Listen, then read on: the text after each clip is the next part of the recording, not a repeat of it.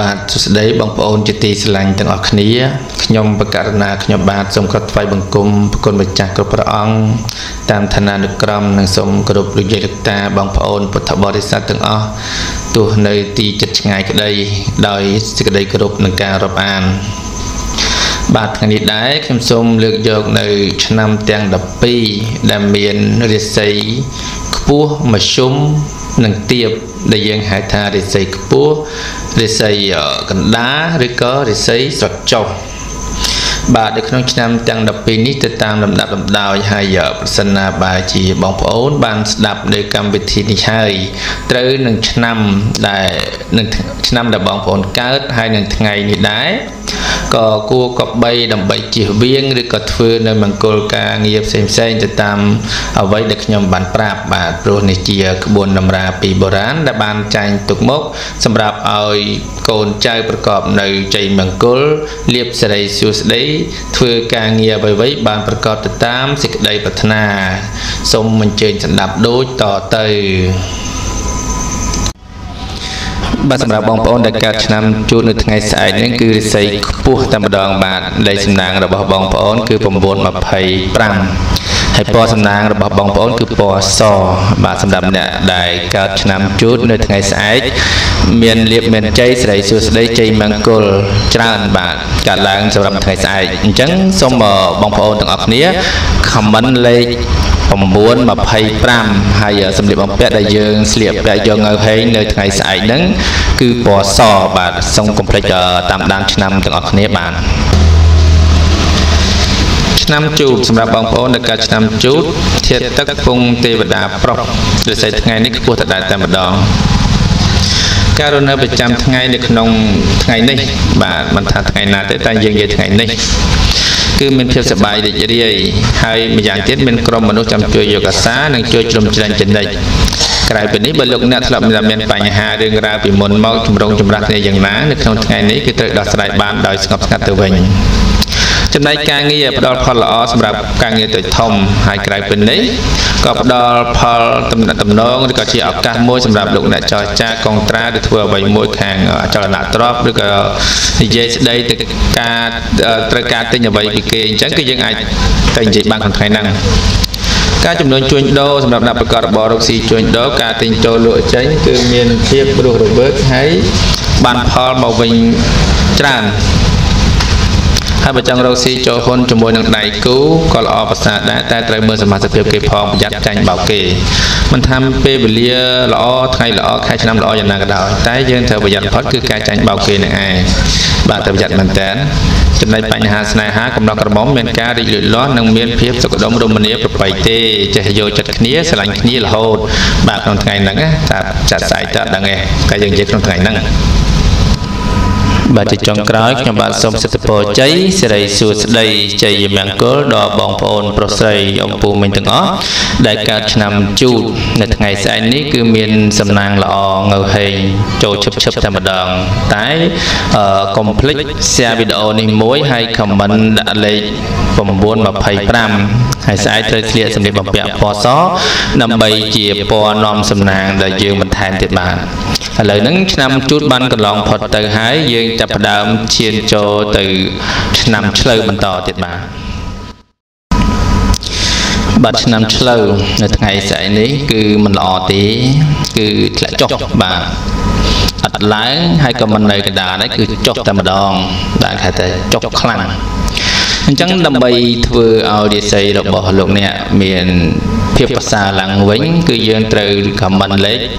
651ហើយស្លៀកសម្លៀកបំពាក់ពណ៌ក្រហមបាទពណ៌ក្រហមគឺជាពណ៌ជួយលើករាសីរបស់បងប្អូនដែលធ្លាក់ចុះឲ្យមកល្អឡើងវិញគេថាកែពីគ្រោះមកលាភសំណាងវិញអញ្ចឹងបងប្អូនដែលកើតឆ្នាំឆ្លូវនៅថ្ងៃស្អែកនេះសូមកុំភ្លេច comment លេខ651ហើយស្លៀកសម្លៀកបំពាក់ពណ៌ក្រហម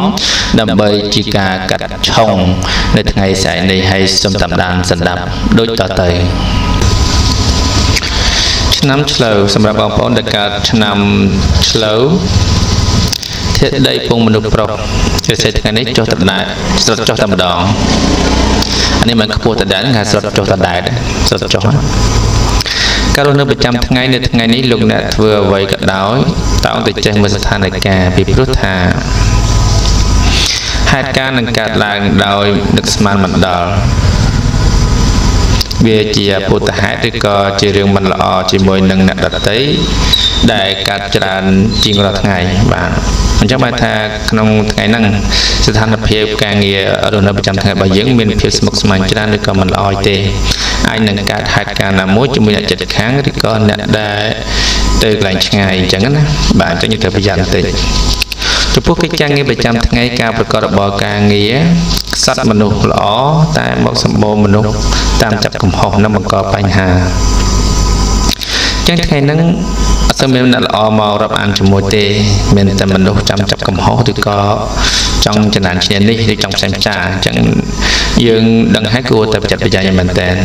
ការធ្វើចំនួនជួញដូរអ្នកប្រកបរបររកស៊ីជួញដូរពេលនេះមានការហូរចេញហូរចូលមិនទៀងទាត់ដូច្នេះមិនគួរផ្សងព្រេងបោះទុនរកស៊ីធំដុំនោះទេជាពិសេសគឺយកទៅលេងល្បែងស៊ីសងនាំចប់បំណុលពេញខ្លួនអញ្ចឹងយើងត្រូវប្រយ័ត្នមែនតើបញ្ហាស្នេហាប្រុសស្រីក្នុងថ្ងៃនេះមានភាពលូតលាស់ទៅមុខនិងកំពុងស្រស់ស្រួលគ្នាល្អប្រពៃអញ្ចឹងអាចនឹងបញ្ហាផ្សេងតែចំពោះបញ្ហាគ្រួសារស្នេហាគឺល្អប្រសើរធម្មតាទេ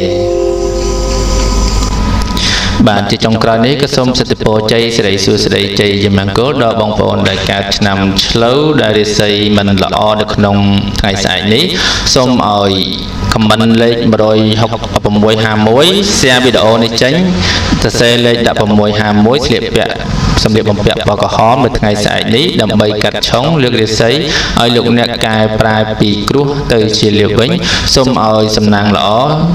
គ្រប់ភារកិច្ចបាទប្រាថ្នាអ្វីបានសម្រេចដោយសេចក្តីប្រាថ្នាបន្តអំពីឆ្នាំនេះទៅគឺចូលទៅដល់ឆ្នាំខាបាទ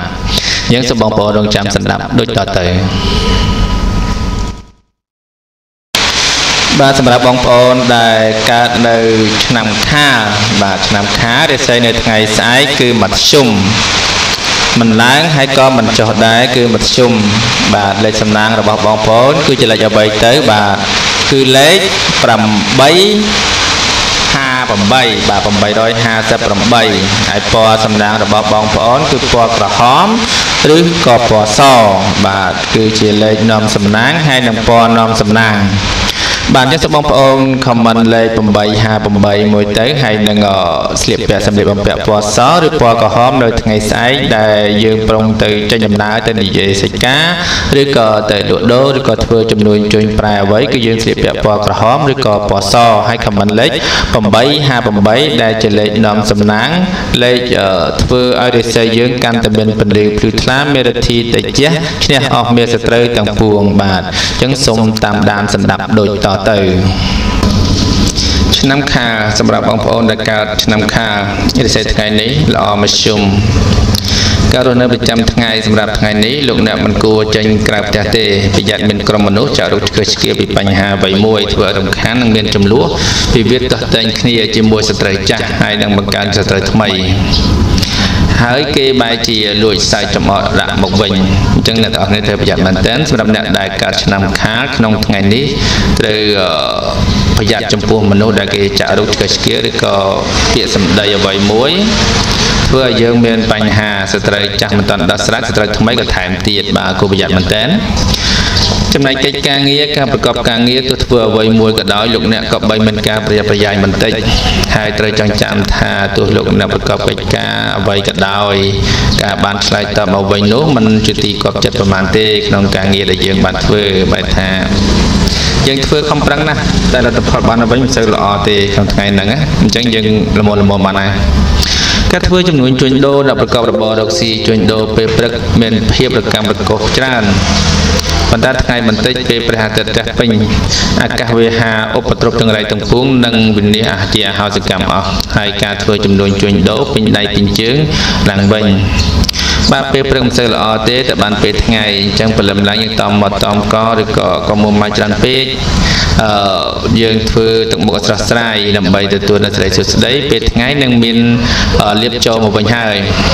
ចំណែកបញ្ហាស្នេហាសម្ព័ន្ធស្នេហាប្រុសស្រីមានការប្រែប្រួលដូរផ្លាស់ព្រោះជួនត្រូវវាយគ្នាជួនទាស់តែងគ្នាបាទវាចានក្នុងរាវវាគង់តែបាតុកិច្ចគ្នាទេគាត់ថាយើងចេះយោគយល់អត់ជាស្រ័យឲ្យគ្នាទៅវិញទៅមកទៅវាជារឿងល្អអានេះសម្រាប់អ្នកដែលកើតឆ្នាំខាលបាទជាចុងក្រោយនេះក៏សូមប្រតិពោជ័យសិរីសួស្តីជ័យយមង្គលដល់បងប្អូនដែលកើតនៅឆ្នាំខាលរិស័យមធ្យមនៅក្នុងវេលាឱកាសពេលនេះឲ្យបានសម្រេចនៅអ្វីៗដែលបងប្អូនបងប្រាថ្នាយ៉ាងណាសូមបានសម្រេចដោយសេចក្តីប្រាថ្នាហើយកុំភ្លេច share វីដេអូនេះដាក់លេខ858និងស្លៀកពាក់ពណ៌ក្រហមឬពណ៌សដើម្បីជាពណ៌នាំសំណាងដូចតទៅបានបាទសម្រាប់បងប្អូនដែលកើតនៅឆ្នាំថោះរាសីនៅថ្ងៃស្អែកនេះគឺមិនឡើងហើយក៏មិនចុះដែរគឺមធ្យមបានរាសីមធ្យមចឹងបន្ថែមអំពីរាសីមធ្យមរបស់បងប្អូនទៀតគឺមានលេខសំណាងរបស់បងប្អូនគឺ399បាទហើយពណ៌សំណាងដែលធ្វើឲ្យយើងមានតិចជាអំណាចរដ្ឋីខ្លាំងក្លានោះគឺពណ៌លឿងបាទអញ្ចឹងសូមបងប្អូនដែលកើតនៅឆ្នាំថោះនៅថ្ងៃស្អែកនេះសូមខមមិនលេខ399ហើយសម្លៀកបំពាក់ដែលយើងស្លៀកពាក់នៅថ្ងៃស្អែកគឺពណ៌លឿងដើម្បីជាពណ៌ហុងស៊ុយកែប្រែពីមធ្យមទៅជាល្អខ្លាំងបាទដើម្បីជួយលើករាសីរបស់យើងនៅពេលដែលយើងធ្វើដំណើរទៅចរចាកិច្ចការអ្វីមួយដើម្បីជាទំនិញទិញលក់ឬក៏ទៅលក់ដីឡូឬក៏ទៅចរចាកុងត្រាអ្វីមួយគឺយើងត្រូវប្រើពណ៌លឿងបាទដើម្បីទៅនិយាយជាមួយគេបង្កើនរាសីរបស់យើងឲ្យបានរឹតតែល្អថែមទៀតចឹងសូមបងប្អូនរងចាំស្ដាប់ដូចតទៅបាទឆ្នាំថោះសម្រាប់បងប្អូនដែលកើតឆ្នាំថោះនៅក្នុងថ្ងៃនេះឆ្នាំថោះធាតុឈើពងមនុស្សស្រីរាសីថ្ងៃនេះគឺល្អមធ្យមបាទចំណែកការរស់នៅសប្តាហ៍ថ្ងៃនេះចំពោះថ្ងៃនេះដែរលោកអ្នកតើតែចង់ចាំថា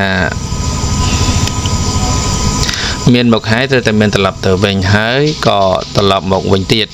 ដោយនេះឃើញថាអ្វីៗមិនទៀងទាត់អានេះបើមានបញ្ហារឿងរ៉ាវត្រូវតស៊ូអត់ធ្មត់ទើបជាការល្អបំផុតចឹងមិនថាមានរឿងរ៉ាវអ្វីក៏ដោយល្អអាក្រក់យ៉ាងណាគួរតែចេះអត់ធ្មត់នឹងការងារឬក៏ខំមុតខំកសង្កត់ចិត្តបន្តិចទៅថ្ងៃនេះអាចនឹងមានបញ្ហាបើសិនណាជាយើងធ្វើការអ្វីមួយដោយមិនបានពិចារណាការងារប្រចាំថ្ងៃនៅថ្ងៃនេះការប្រកបការងារចូលប្រយ័ត្នប៉ះទង្គិចសម្ដីជាមួយនឹងក្រុមមនុស្សដែលនៅក្បែរខ្លួនចឹងមុនយើងនិយាយស្ដីឬក៏ធ្វើអ្វីមួយគួរតែប្រយ័ត្នប្រយែងមែនទែនចំពោះអ្នកក្បែរខ្លួនគេអាចនឹងយកសម្ដីយើងទៅប្រាប់អ្នកផ្សេងឬក៏អាចនឹងធ្វើឲ្យមានបញ្ហាដល់ខ្លួនយើងការធ្វើចំនួនជួញដូរប្រកបរបររកស៊ីលោកអ្នកជួបរឿងខ្វល់ខ្វាយច្រើនព្រោះតែការងារជួញដូរទីចិត្តឆ្ងាយមិនសូវសមប្រកបច្រើនអង្គុយស្ងាត់ឬដកដង្ហើមចោលច្រើនជាងការធ្វើដំណើរទៅជិតឆ្ងាយចូលប្រយ័ត្នក្រុមមនុស្សបៀតបៀនយាយីដោយប្រការណាមួយចំណែកបញ្ហាស្នេហាប្រុសស្រីមានការប្រែប្រួលផ្លាស់ប្ដូរព្រោះជួនផ្អែមល្ហែមជួនពាក់មុខយៈដាក់គ្នាបាទស្គាល់ថាបងប្អូនយើងយល់ពីដំណើរជីវិតរបស់យើងនៅក្នុងថ្ងៃនេះអញ្ចឹងគួរតែប្រយ័ត្នប្រយែងមែនតើចំពោះអ្នកដែលកើតឆ្នាំថោះជាចុងក្រោយនេះខ្ញុំបាទសូមប្រសិទ្ធពរជ័យសិរីសួស្តីជ័យមង្គលដល់បងប្អូនប្រុសស្រីដែលកើតនៅឆ្នាំថោះរាសីមធ្យមនេះសូម share នៅវីដេអូនេះមួយដាក់លេខ399បាទដើម្បីជាលេខហុងស៊ុយយឹតយោងនៅរាសីរបស់យើងឲ្យកាន់តែល្អប្រសើរជាងអ្វីដែលយើងបានជួបបាទអញ្ចឹងមធ្យមអាចនឹងទៅជាល្អបាទហើយម្យ៉ាងទៀតកុំភ្លេចស្លៀកពាក់នៅព្រឹកថ្ងៃស្អែកនេះគឺពណ៌លឿងដើម្បីទៅសម្រេចកិច្ចការចរចានិយាយស្ដីទៅលើរឿងរ៉ាវអ្វីមួយនឹងបានសម្រេចដូចសេចក្តីប្រាថ្នាហើយបន្ទាប់អំពីឆ្នាំថោះនេះទៅយើងបន្តទៅឆ្នាំរោងបន្ថែមទៀតបាទសូមអរគុណច្រើនបាទសម្រាប់បងប្អូនដែលកើតឆ្នាំរោងនៅថ្ងៃស្អែកនេះគឺរាសីមិនឡើងហើយក៏មិនចុះដែរបាទគឺរាសីមធ្យមបាទសម្រាប់បងប្អូនដែលកើតឆ្នាំរោងនៅថ្ងៃស្អែករាសីមធ្យមនេះគឺតែងតែប្រកបការងារអ្វីៗបានរលូនដូចសពមួយដងអញ្ចឹងតែអ្វីដែលពិសេសនោះគឺបងប្អូនត្រូវតែ comment លេខ374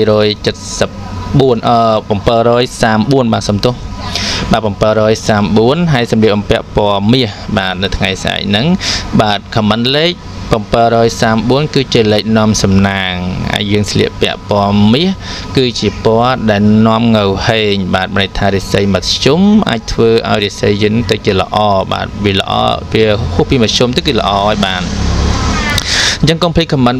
លេខ734និងស្លៀកសម្លៀកបំពាក់ពណ៌មាសមុននឹងចេញដំណើរទៅទីឆ្ងាយឬក៏ទៅចរចារឿងកិច្ចការអ្វីមួយដើម្បីសម្រេចនៅគោលបំណងរបស់យើងបាទបើសិនណាជាយើងមិនបានធ្វើដូច្នោះទេរាសីរបស់យើងមធ្យមហើយតែយើងមិនបានថាបន្ថែមនៅឫទ្ធិអំណាចសង្កត់ទៅលើសត្រូវរបស់យើងឬក៏ទៅចរចាជាមួយដៃគូរបស់យើងឲ្យមានឫទ្ធិអំណាចឲ្យគេខ្លោបខ្លាចឬក៏មើលមកយើងមានដេកជាល្អនោះទេគឺវាពិបាកក្នុងការដោះស្រាយរឿងហ្នឹងណាស់អញ្ចឹងបានសូមឲ្យបងប្អូនហ្នឹងខមមិនលេខ734និងស្លៀកសម្លៀកបំពាក់ពណ៌មាសដើម្បីនឹងទៅចរចាសម្រាប់នៅសេចក្តីប្រាថ្នារបស់បងប្អូននៅថ្ងៃស្អែកនេះបាទអញ្ចឹងសូមរងចាំស្ដាប់ដូចតទៅបាទបងប្អូនដែលកាត់ឆ្នាំរោងបាទនេះនៅក្នុងថ្ងៃនេះដែរឆ្នាំរោងធាតុមាសពងទេវតាប្រុសរិស័យថ្ងៃនេះល្អមធ្យមការរស់នៅប្រចាំថ្ងៃសម្រាប់ថ្ងៃនេះបាទនៅក្នុងសប្តាហ៍នេះសម្រាប់បរិះកាត់ឆ្នាំរោងចាប់ផ្ដើមទទួលរងប៉ះពាល់ខ្លាំងមិនថាជាកិច្ចការងារឬសំបីតែសម្ពាធប្រកាសជាដើមក្រៅពីនេះសុខភាពនិងសេចក្តីស្នេហាក៏លេចចេញជាបញ្ហាមិនល្អដូចគ្នាបាទអញ្ចឹងនៅកាត់ឆ្នាំរោងនៅក្នុងថ្ងៃនេះដែរគឺមិនសូវល្អទេបាទអញ្ចឹងគួរតែមានការប្រុងប្រយ័ត្នមែនទែនទាំងបញ្ហាសុខភាពទាំងទំនាក់ទំនងស្នេហាចំពោះកិច្ចការងារវិញបើមានឧបសគ្គហើយការពីមុនមកទទួលផលលំបាកក្នុងការដោះស្រាយពេលនេះបើព្យាយាមពុះពៀក៏តែងហុចផ្លែផ្កាដូចជាទីពេញចិត្តបាទនៅពេលដែលយើងមានបញ្ហាពីមុនមកយើងទើបនឹងមកដោះស្រាយគួរដោះស្រាយនៅថ្ងៃនេះក៏បានដែរបាទវាអាចនឹងផ្ដល់ផ្លែផ្កាឬក៏ជាដំណោះស្រាយមួយល្អសម្រាប់យើងនៅក្នុងថ្ងៃនេះអញ្ចឹងសង្ឃឹមថាអាចនឹងដោះស្រាយបាននៅក្នុងថ្ងៃនេះការធ្វើចំនួនជួញដូរអ្នកប្រកបរបររកស៊ីជួញដូរមានការរីកលូតលាស់គួរសមម្ល៉េះហើយជាឱកាសល្អក្នុងការពង្រីកមុខរបរថ្មីឬបណ្ដាក់ទុនបន្ថែមព្រោះផ្លែផ្កាដែលទទួលបានតែងហុចមកវិញដូចសមប្រកបអញ្ចឹងនៅក្នុងការធ្វើចំនួនជួញដូរលោកអ្នកដាក់ទុនតិចច្រើនក៏ដោយគួរសម្លឹងមើលទៅលើមនុស្សឬក៏ទៅលើថវិការបស់យើងបើសិនណាជាការដែលយើងធ្វើរាល់ថ្ងៃហ្នឹងវាកើនបាទវាកើនចំណូលអញ្ចឹងយើងគួរតែដាក់ទៅតែក្នុងការដាក់យើងត្រូវប្រយ័ត្នប្រយែងមើលមនុស្សផងអ្នកខ្លះល្អតែមុនដំបូងទៀតក្រោយមកក៏មានបញ្ហារបស់យើងអញ្ចឹងណាបាទចំណែកបញ្ហាសេចក្តីស្នេហាប្រុសស្រីកំពុងសុខដុមរមនានិងមានភាពផ្អែមល្ហែមគួរសមមិនជាបញ្ហាអ្វីទេនៅក្នុងថ្ងៃនេះបាទទោះបីនិយាយស្ដីខុសឆ្គងបន្តិចបន្តួចក៏មិនសូវជាបញ្ហាដែរសម្រាប់អ្នកដែលកើតឆ្នាំរោងក្នុងថ្ងៃនេះបាទជាចុងក្រោយនេះក៏សូមជូនពរប្រសិទ្ធពរជ័យសិរីសួស្តីជ័យយាមង្គលដល់បងប្អូនដែលកើតនៅឆ្នាំរោងនៅថ្ងៃស្អែកនេះសូមប្រកបការងារអ្វីៗបានសម្រេចដោយសេចក្តីប្រាថ្នាកុំភ្លេច share វីដេអូនេះមួយដាក់លេខ734ហើយមុននឹងចេញដំណើរទៅជួបនរណាម្នាក់ឬក៏ប្រកបកិច្ចការងារអ្វីមួយសូមកុំភ្លេចស្លៀកសម្លៀកបំពាក់ពណ៌មាសដើម្បីជាការលើកហុងស៊ុយឬក៏លើករាសីរបស់យើងឲ្យកាន់តែល្អប្រសើរមានរិទ្ធីទៅជះឈ្នះអស់មេសត្រូវទាំងឡាយទាំងពួងបាទអញ្ចឹងសូមធ្វើតាមខ្ញុំអ្វីដែលខ្ញុំប្រាប់មែនទៅនឹងប្រកបទៅដោយសេចក្តីជោគជ័យនិងសមតាមបំណងប្រាថ្នាដូចតទៅបាទសម្រាប់បងប្អូនដែលកើតនៅឆ្នាំម្សាញ់បាទនៅថ្ងៃស្អែកនេះគឺរាសីឡើងខ្ពស់ត្រដែតតែម្ដងបាទបូករួមជាមួយនឹងរាសីខ្ពស់នេះដែរក៏យើងមានលេខសំណាងដែលជាលេខតេជះមានឫទ្ធិអំណាចឲ្យម្នាក់ផងខ្លោបខ្លាចបារមីចេស្តារបស់យើងបាទគឺលេខ429ចឹងសូមបងប្អូនដែលកើតឆ្នាំម្សាញ់សូមខមមិនលេខ429ហើយនឹងពណ៌តេជះឈ្នះអស់មេសត្រូវទាំងឡាយទាំងពួងគឺមានពណ៌មាសនិងពណ៌ខៀវបាទអញ្ចឹងមុននឹងចេញដំណើរទៅទីឋាននានាប្រកបការងារអ្វីៗសូមស្លៀកសម្លៀកបំពាក់ពណ៌មាសនិងពណ៌ខៀវដែលជាពណ៌បន្ថែមនៅរាសីមានតេជះឈ្នះអស់មេសត្រូវទាំងពួងអ្នកផងមើលមកគេគោរពកោតខ្លាចយើងនិយាយស្ដីទៅកណ្ដាណាម្នាក់គឺគេញញើតនឹងធ្វើតាមអ្វីដែលយើងបានប្រាប់អញ្ចឹងសូមរងចាំស្ដាប់ដូចតទៅបានឆ្នាំម្សាញ់សម្រាប់លោកអ្នកដែលកាត់ឆ្នាំម្សាញ់ធាតុភ្លើងពងមនុស្សប្រុសថ្ងៃនេះដួងចិត្តរាសីរបស់លោកអ្នកខ្ពស់ត្រដែតតែម្ដង ការរស់នៅប្រចាំថ្ងៃនេះផ្ដល់ផលល្អសម្រាប់លោកអ្នកទំនាក់ទំនងចរចាឬទាមទារអ្វីមួយក្រៅពីនេះផ្ដល់ផលល្អក្នុងការទំនាក់ទំនងការងារនិងរួមទាំងការគ្រប់គ្រងរឿងប្រាក់កាសផងគឺអាចចាប់ផ្ដើមអនុវត្តបានហើយចាប់ពីពេលនេះទៅទាំងលោកអ្នកដែលកើតឆ្នាំម្សាញ់ថ្ងៃនេះយើងអាចធ្វើអ្វីក៏បានដែរបាទក្នុងការរស់នៅប្រចាំថ្ងៃហ្នឹងចំណែកការងារថ្ងៃនេះវិញការបំពេញការងារទោះតិចច្រើនក៏តែងតែមានភាពរលូនល្អគួរជាទីគាប់ចិត្តការធ្វើចំនួនជួញដូរចំពោះអ្នកប្រកបរបររកស៊ីជួញដូរមានការទិញចូលលក់ចេញគ្រាន់រស់បន្តវិញអាយកម្រៃទៀតសោតគ្រាន់ជាទីកក់ក្ដៅដែរបាទយើងមានទឹកមាត់លាបតិចហើយសម្រាប់អ្នកដែលកើតឆ្នាំម្សាញ់នៅក្នុងថ្ងៃនេះយើងអាចថាម្សាមិញយើងលក់មិនសូវបានចូលដើមឬក៏ស្មើដើមតែថ្ងៃនេះយើងអាចមានចំណូលនឹងបានច្រើនជាងម្សាមិញវិញអញ្ចឹងយើងមានសង្ឃឹមទៅមុខទៀតចំណុចបញ្ហាស្នេហារីឯគូស្រករប្តីប្រពន្ធនិងគូប្រុសស្រីមានភាពស្រស់ស្រាយប្រៀបដូចត្រីក្នុងទឹកបាទมันមានបញ្ហាអ្វីទេគឺលោកល្អឿនជាមួយគ្នាតែទោះបីជាយ៉ាងណាក៏គួរកុំចាប់កំហុសគ្នាដោយមិនដឹងមូលហេតុឬក៏រករឿងគ្នាទៅវិញទៅមកចង់ឈ្នះចាញ់គ្នាពេលតើតែយើងចេះអាស្រ័យអធិស្ឋានឲ្យគ្នាទៅវិញទៅមកទើបការរស់នៅរបស់យើងនឹងប្រកបដោយក្តីសុខបាទនេះសម្រាប់អ្នកដែលកើតឆ្នាំម្សាញ់បាទជាចុងក្រោយនេះក៏សូមប្រសិទ្ធពរជ័យសិរីសួស្តីជ័យមង្គលដល់បងប្អូនដែលកើតនៅឆ្នាំម្សាញ់រាសីខ្ពស់ត្រដែតនៅក្នុងវេលាឱកាសពេលនេះសូមកុំភ្លេច share នៅវីដេអូនេះដាក់លេខ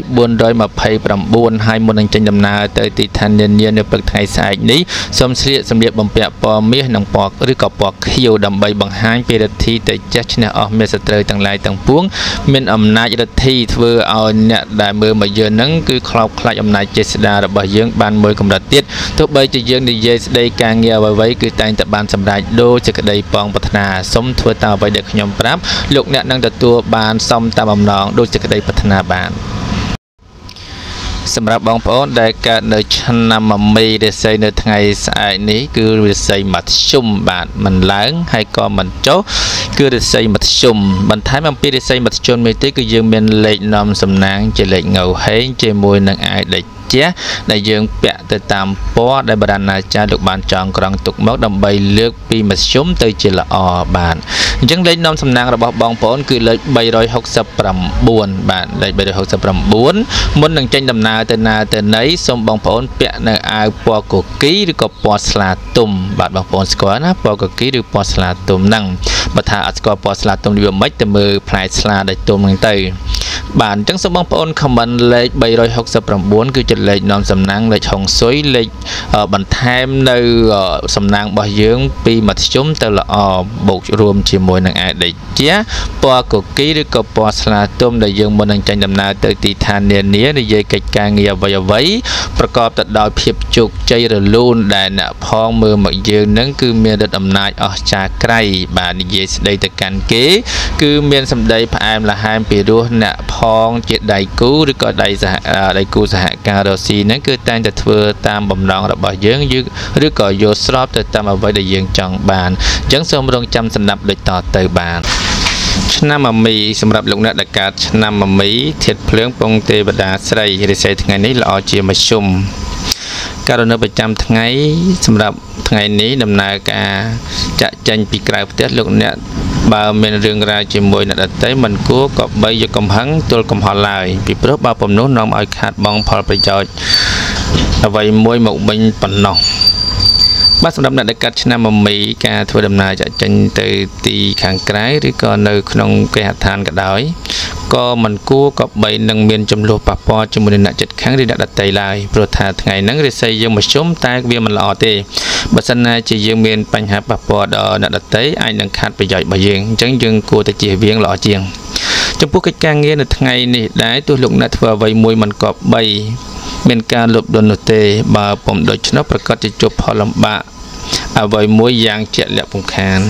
អញ្ចឹងយើងកុំលុបដុនខ្លាំងពេកធ្វើអ្វីមួយទៅតាមលំអានធម្មតាទៅតាមមានតាមបានដូចយើងធ្វើរាល់ថ្ងៃអញ្ចឹងណាតែក៏មានភាពលុបលុនឬក៏កេងប្រវ័ញ្ចរបស់អ្នកដទៃការធ្វើចំនួនជួញដូរចំពោះអ្នកប្រកបរបររកស៊ីជួញដូរមានការទិញចូលលក់ចេញ ក្រាន់បើបន្តិចវិញហើយទៀតសោតក៏តែងតែការងារដែលយើងបានធ្វើក្នុងថ្ងៃនេះបានហុចផលកម្រៃជាងរាល់ដងបញ្ហាស្នេហាគូស្នេហ៍កំឡោះក្រមុំចូលប្រយ័ត្នកាត់មានការរង្គោះរង្គើព្រោះតែអ្នកទី3ចូលមកលោកឡំបាទចឹងយើងប្រយ័ត្នបន្តិចមកគេយកបាត់ណារឿងប្រពន្ធរឿងស្រីស្នេហ៍របស់យើងហ្នឹងយើងប្រយ័ត្នប្រយែងទៅការពារឬក៏មើលថែតិចទៅណាចំពោះអ្នកដែលកាត់ឆ្នាំអាមីបាទជាចុងក្រោយនេះក៏សូមប្រសិទ្ធពរជ័យសិរីសួស្តីជ័យយាមង្គលដល់បងប្អូនប្រុសស្រីដែលកើតនៅឆ្នាំអាមីថ្ងៃស្អែករាសីមធ្យមនេះសូមកុំភ្លេច share នៅវីដេអូនេះមួយដាក់លេខ369ហើយមុននឹងចេញដំណើរទៅទីឋាននានានៅព្រឹកថ្ងៃស្អែកនេះសូមស្លៀកពាក់នៅពណ៌កូគីឬក៏ពណ៌ស្លាទុំដើម្បីជាអាវតេជះលើករាសីរបស់យើងពីមធ្យមទៅជាល្អដើម្បីឲ្យអ្នកផងឬក៏ភាគីដៃគូនឹងមើលមកយើងមានរទ្ធីអំណាចខ្លាំងក្រៃបាទហើយនិយាយស្ដីទៅកាន់អ្នកណាអ្នកនោះគោរពធ្វើតាមគឺយល់ស្របនៅអ្វីដែលយើងចង់បានបាទសូមធ្វើតាមអ្វីដែលខ្ញុំបានប្រាប់នេះកុំភ្លេច share វីដេអូនេះដាក់លេខ369លោកអ្នកនឹងបានសម្រេចដោយសេចក្តីប្រាថ្នាបានបាទសម្រាប់បងប្អូនដែលកើតនៅឆ្នាំមមែរាសីថ្ងៃស្អែកនេះគឺខ្ពស់ត្រដែតតែម្ដងបាទប្រកបការងារអ្វីតែងតែបានសម្រេចដោយសេចក្តីប្រាថ្នាហើយលេខដែលនាំសំណាងបន្ថែមពីរាសីបន្តទៅទៀតនោះគឺលេខ264ហើយនឹងអាវតេជះឈ្នះអស់មាសត្រូវបន្ថែមពីរាសីខ្ពស់បន្ថែមទៀតពីលើទៀតនោះគឺពណ៌សឬក៏ពណ៌ទឹកប៊ិចបាទចឹងសម្រាប់បងប្អូនដែលកើតនៅឆ្នាំមមែរាសីខ្ពស់នៅថ្ងៃស្អែកនេះសូមខមមិនលេខ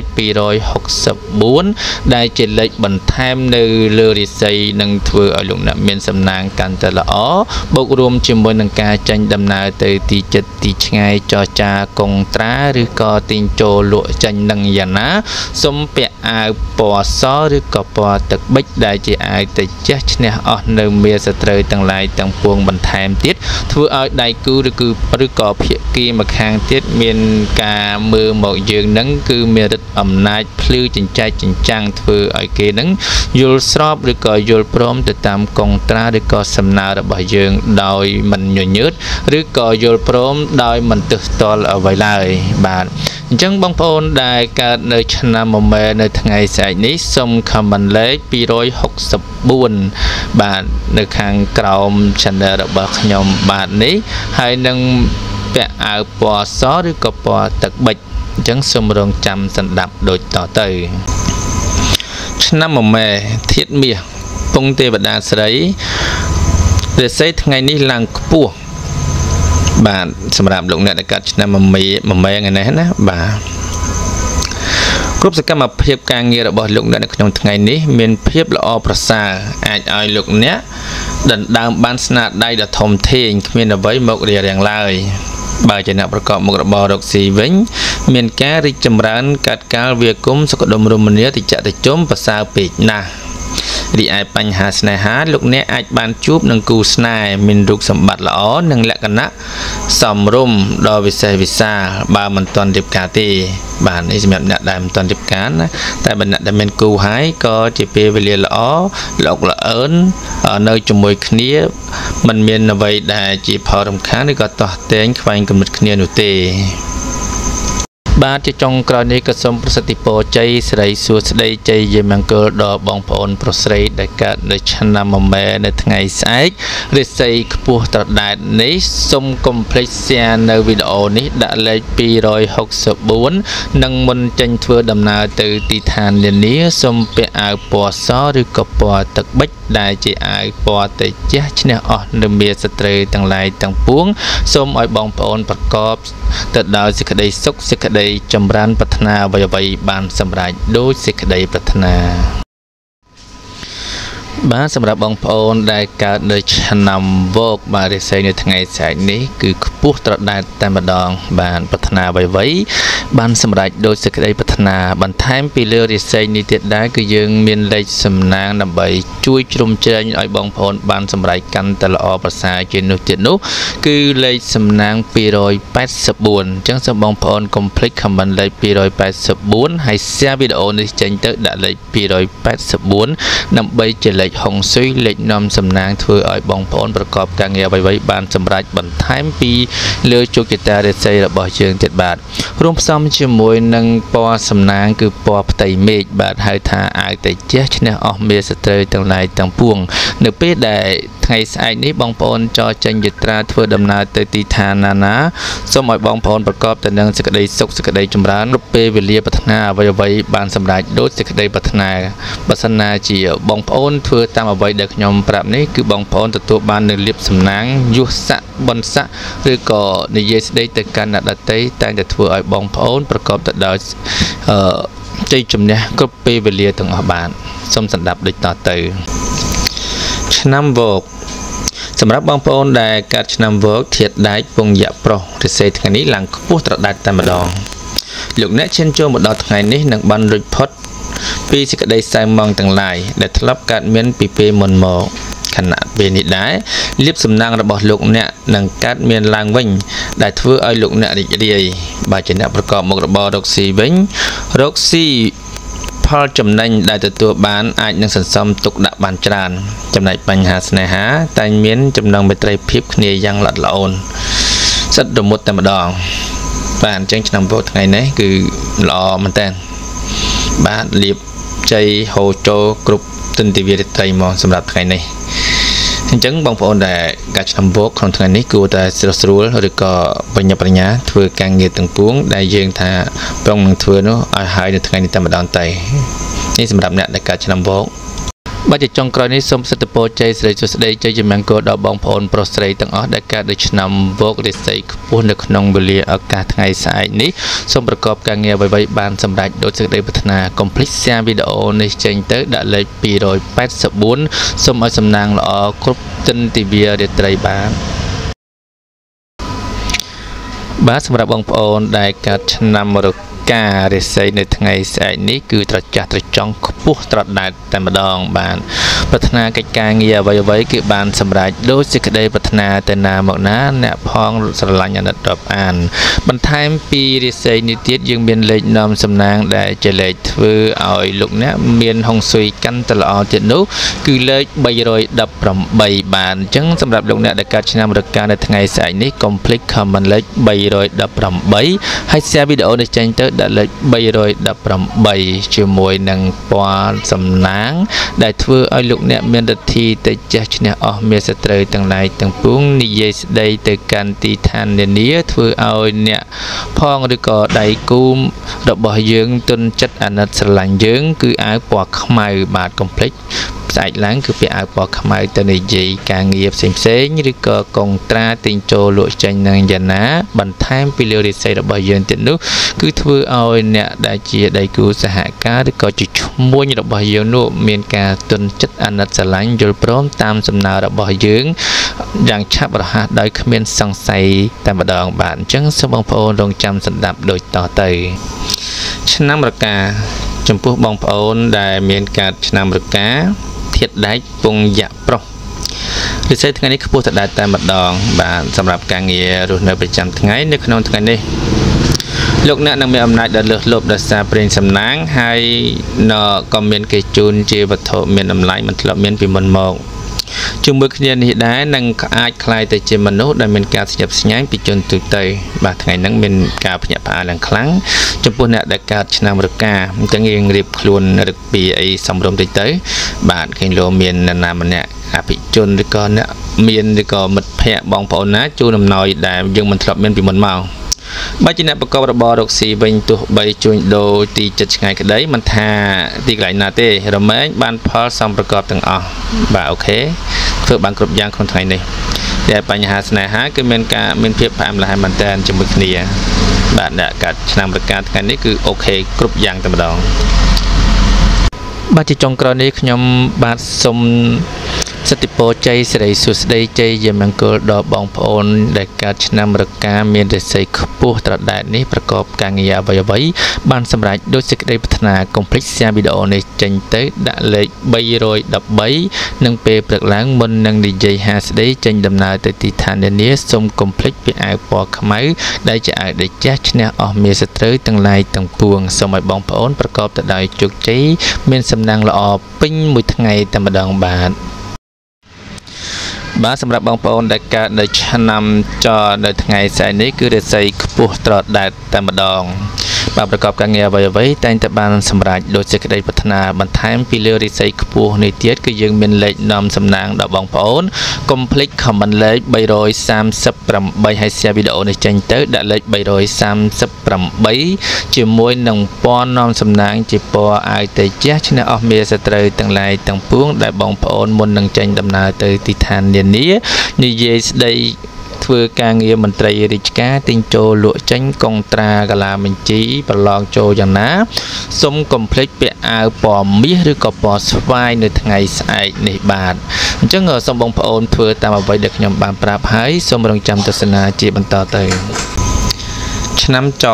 សម្រាប់បងប្អូនដែលកើតឆ្នាំចធាតុដីពងយៈស្រីថ្ងៃនេះរាសីខ្ពស់ត្រដែតតែម្ដងការរស់នៅថ្ងៃនេះបើលោកអ្នកចង់ចរចាអ្វីមួយតែងតែអាចទម្លុះទម្លាយនិងសម្រេចដោយក្តីបំណងបងប្រាថ្នាបានជានិច្ចចំណែកការងារដោយសារដួងចិត្តរាសីរបស់លោកអ្នកខ្ពស់ម្ល៉េះហើយផ្ដល់ផលល្អសម្រាប់លោកអ្នកសម្រុកការងារបានហើយពីព្រោះថាផលល្អតែងតែឆ្លើយតបមកវិញយ៉ាងកក់ក្ដៅចំណែកការធ្វើចំនួនជួញដូរបើអ្នកប្រកបរបររកស៊ីជួញដូរនៅថ្ងៃនេះមិនថាការជួញទីចិត្តទីឆ្ងាយសេចក្តីសុខដុមរមនាអាចប្រមូលភោគផលចូលផ្ទះវិញគួរជាទីគប់បំណងបញ្ហាស្នេហាកំឡោះក្រមុំមិនត្រូវឆ្លក់វង្វេងទៅលើរឿងកាមគុណប្រជ្រុលខ្លួនពេកទេអាចនាំទុកដល់ខ្លួននៅថ្ងៃមុខបានបាទយើងកុំឲ្យលងខ្លួនទៅជ្រុលពេកយើងល្មមទៅបានហើយចំពោះស្នេហាបើថាស្រឡាញ់គ្នាខ្លាំងយកឲ្យម៉ែឪចូលស្ដីដណ្ដឹងតែម្ដងទៅបាទនេះសម្រាប់អ្នកកើតឆ្នាំចជាចុងក្រោយខ្ញុំបាទសូមសិទ្ធិពរជ័យសិរីសួស្តីជ័យយមង្គលដល់បងប្អូនដែលកើតនៅឆ្នាំចរាសីខ្ពស់នៅថ្ងៃស្អែកនេះសូមកុំភ្លេច share វីដេអូនេះចេញទៅដាក់លេខ338ហើយមុននឹងចេញដំណើរទៅទីឋាននានានៅថ្ងៃស្អែកនេះសូមកុំភ្លេចពាក់អាវពណ៌មាសឬពណ៌ស្វាយដែលជាអាវតេជះឈ្នះអស់មាសត្រូវទាំងឡាយទាំងពួងធ្វើឲ្យលោកអ្នកនិយាយស្ដីទៅកាន់ទីឋាននានាធ្វើឲ្យគេចូលចិត្តអាណិតស្រឡាញ់ហើយយល់ព្រមតាមអ្វីដែលយើងបាននិយាយឬក៏បានសំណូមពរដោយសេចក្តីប្រាថ្នាបាទសូមឲ្យបងប្អូនប្រាថ្នាអ្វីៗបានសម្រេចដោយសេចក្តីប្រាថ្នាមានលៀបមានយុះសិរីសួស្តីជ័យមង្គលពេញមួយថ្ងៃតែម្ដងបាទសម្រាប់បងប្អូនដែលកើតនៅឆ្នាំកុលរាសីនៅថ្ងៃស្អែកនេះមិនចុះមិនឡើងទេគឺរាសីមធ្យមបាទរាសីមធ្យមមិនចុះមិនឡើងទេតែយើងមានលេខសំណាងដែលជាលេខនាំហុងស៊ុយធ្វើឲ្យបងប្អូនពីមធ្យមទៅជាល្អវិញបាទជាមួយនឹងពណ៌សំណាងឬក៏ពណ៌តេជះឈ្នះអស់មាសត្រូវទាំងឡាយទាំងពួងបាទសម្រាប់បងប្អូនដែលកើតនៅឆ្នាំកុលធាតុពងមនុស្សស្រីនៅក្នុងថ្ងៃស្អែកនេះសូម comment លេខ665ដែលជាលេខនាំសំណាងបាទហើយ share វីដេអូនេះចេញទៅដាក់លេខ665ជាមួយនឹងព្រឹកឡើងបាទថ្ងៃស្អែកឡើងលោកអ្នកមុននឹងរៀបចេញចរយាត្រាទៅណាមកណាកុំភ្លេចពាក់អាវពណ៌ទឹកប្រាក់បាទកុំភ្លេចពាក់អាវពណ៌ទឹកប្រាក់មុននឹងចរចេញយាត្រានិយាយស្ដីទៅកាន់មនុស្សជុំវិញខ្លួនជាមួយនឹងការលក់ដូរទិញចូលលក់ចេញឬក៏ប្រឡងមន្ត្រីរាជការឬក៏កុងត្រាអ្វីមួយចំពោះអ្នកដែលនៅជុំវិញខ្លួនបាទអញ្ចឹងសូមរងចាំស្ដាប់ដូចតទៅឆ្នាំកុលសម្រាប់លោកអ្នកដែលកើតឆ្នាំកុលធាតុទឹកពងមនុស្សស្រីរាសីថ្ងៃនេះល្អមធ្យមការរស់នៅប្រចាំថ្ងៃនៅក្នុងថ្ងៃនេះដែរបើធ្វើអ្វីក៏ដោយចូលប្រយ័ត្នប្រយែងប្រយ័ត្នចាញ់បោកគេហើយត្រូវប្រយ័ត្នចំពោះមនុស្សដែលមកពីចម្ងាយបាទអ្នកដែលបោកយើងមិនប្រកាសថាអ្នកនៅចិត្តយើងទេអ្នកឆ្ងាយក៏អាចបោកយើងបានដែរអញ្ចឹងអ្នកចិត្តក៏បោកអ្នកឆ្ងាយក៏បោកយើងចង់និយាយពីមាត់ថាមិត្ត ស្រួលទប់ទល់សត្រូវស្រួលទប់ទល់តែមិត្តផងសត្រូវផងគឺវាបាក់ទប់ទល់ណាស់អញ្ចឹងយើងគួរតែប្រយ័ត្នមែនទែននៅក្នុងថ្ងៃហ្នឹងបាទពិសេសខែចាញ់បោកគេអញ្ចឹងយើងប្រយ័ត្នប្រយែងតិចទៅចំពោះបញ្ហាការងារដែលឡែកនៅក្នុងថ្ងៃនេះដែរការប្រកបការងារពុំសូវមានអ្វីប្រែប្រួលផ្លាស់ប្ដូរទេគឺដូចតែសប្ដងអញ្ចឹងពីម្សិលមិញអាម៉េចថ្ងៃនេះគឺអញ្ចឹងឯងមិនមានបញ្ហាទេតែឃើញថាបើម្សិលមិញវាអន់ថ្ងៃនេះក៏វាគ្រាន់បានដែរយើងគិតតែប៉ុណ្្នឹងទៅបានដែរការធ្វើចំនួនជួញដូរមានការប្រែប្រួលផ្លាស់ប្ដូរអត់ឈប់ឈរនេះទេត្រូវប្រយ័ត្នប្រយែងពាក្យសម្ដីបន្តិចទើបអាចជៀសផុតពីចំនួនណាមួយកាត់ឡើងជាមួយក្រុមមនុស្សនៅក្បែរខ្លួនឬសំបីតែមនុស្សមកពីចម្ងាយវាត្រឹមត្រូវហើយសម្រាប់អ្នកដែលជាការរកស៊ីវាសំខាន់ទៅលើសម្ដីគេថាអណ្ដាតជាអាចកន្លងបានសុខទុក្ខផងក៏ព្រោះអណ្ដាតអញ្ចឹងបើសិនណាជាយើងធ្វើចំនួនជាមួយនឹងអតិថិជនឬក៏អ្នកមកពីចម្ងាយអីវាដាច់ម៉ូយហើយបាទឬក៏អាចនឹងមានទំនាស់ពាក្យសម្ដីជាមួយនឹងអ្នកលក់ដូចគ្នាក៏បានដែរអញ្ចឹងយើងគួរប្រយ័ត្នប្រយែងបន្តិចរឿងសម្ដីហ្នឹងបញ្ហាស្នេហាគូក្រងប្តីប្រពន្ធគូស្នេហ៍កំឡោះក្រមុំពោះម៉ាយមីម៉ាយក្តីនោះពុំសូវ